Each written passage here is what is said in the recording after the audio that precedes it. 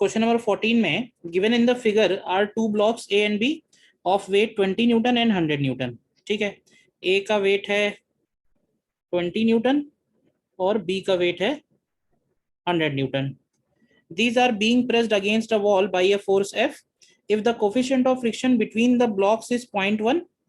इन दोनों के बीच में म्यू का वैल्यू है 0.1 और बी और वॉल के बीच में म्यू का वैल्यू है 0.15। तो हमें बताना है the frictional force applied by the wall on block B, by the wall on block B.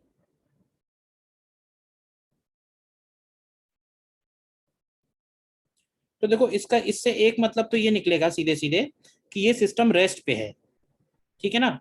क्योंकि उसने इस फोर्स की वैल्यू तो हमें कुछ बताई नहीं है, बट उसने इतना बोला हुआ है कि वो फोर्स एफ लग रहा है।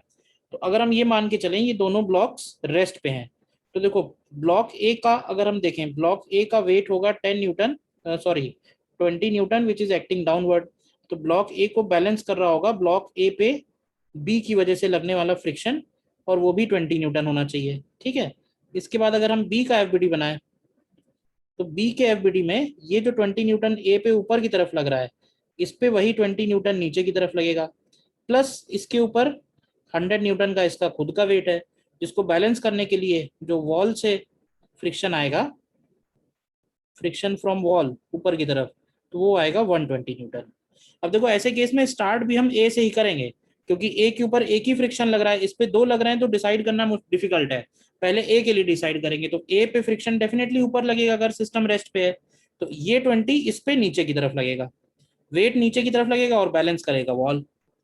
क्वेश्चन में सिस्टम रेस्ट पे है ऐसा लिखा तो नहीं है डायरेक्टली, बट और कोई हमारे पास ऑप्शन नहीं है इसको फिर सॉल्व करने का,